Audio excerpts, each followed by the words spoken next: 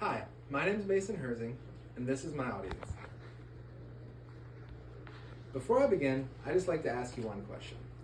Have you ever spent your entire winter locked up inside, wishing you had somewhere to go?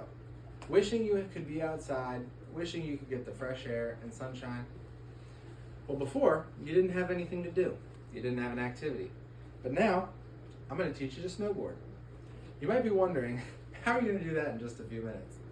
Well, as someone who's been snowboarding for 4 years and had his life changed by this awesome thing, I think I can give you the basics.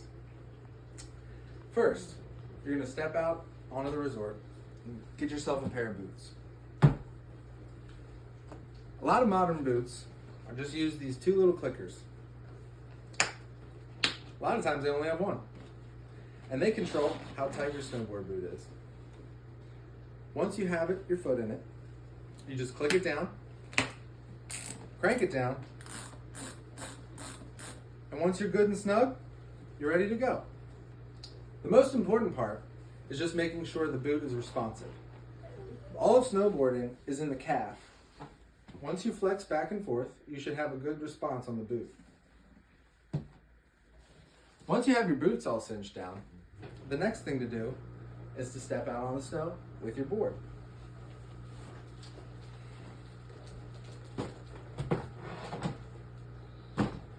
Now, before you even think about putting a snowboard on, if you've never done a board activity like skating or surfing, you're not going to know which foot goes forward naturally for you. Now, an easy way to figure this out is just to step back, take a little run, and slide as if you were to ride the snowboard.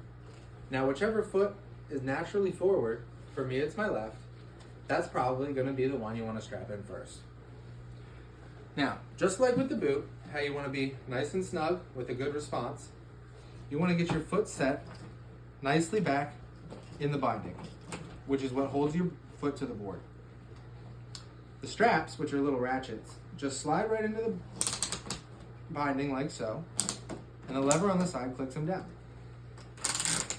Once you have your first foot, your front foot, nice and tight, you want to make sure you're comfortable, and the next thing is to figure out how to move around. Now, just like you've seen someone riding a skateboard, on a snowboard when you're at the bottom of the hill, it's the same way. You're going to have your front foot strapped in, and your back foot's going to step back behind the board and just push yourself along.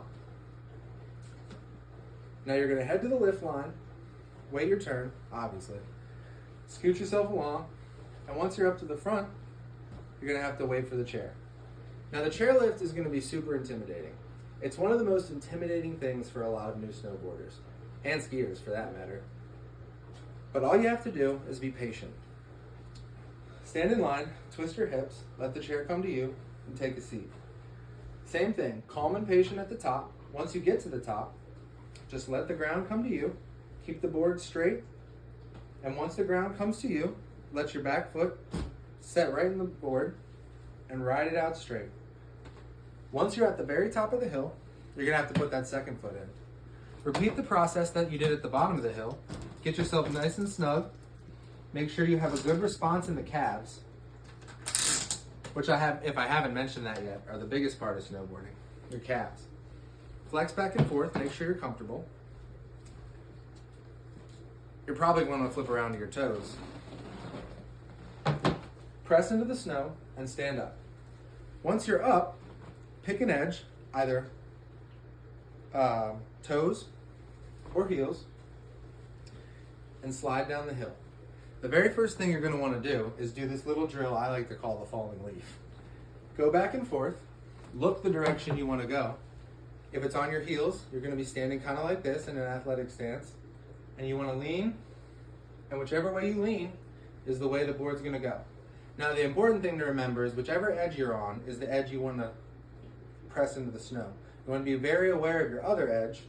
If you're on your heels, keep your toes up. If you're on your toes, keep your calves flexed and your heels up. And like I said, be very aware. Now, once you have one edge down, you're going to have to do the other edge. I already explained the heels, so now you're going to have to do the toes.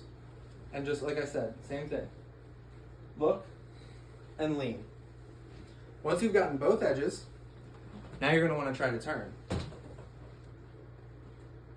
you're going to take your front foot and do a little twisting motion. That's the most important thing. That's what a lot of people don't understand when they first start out.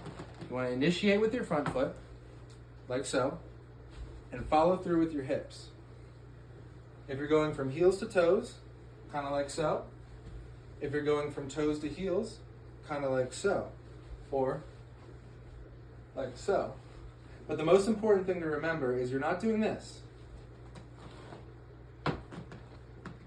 You're doing this. If you can put all of those things together, you can ride a snowboard. And if you can do it all in your first try, that's even better, because most people can't. Now, you've gotten all the way down to the bottom. You've learned to turn. You learn to use your edges. The more you press, the more you'll stop. And once you come to a stop, you've learned to snowboard. Now, if you can put all that together and you can really pay attention to these tips, it may seem hard, but it is a sport. And if you can stick to it, you can be a snowboarder. You'll no longer spend your winters indoors, you can build great relationships, and most importantly, you can explore. And this will be something that'll last a lifetime.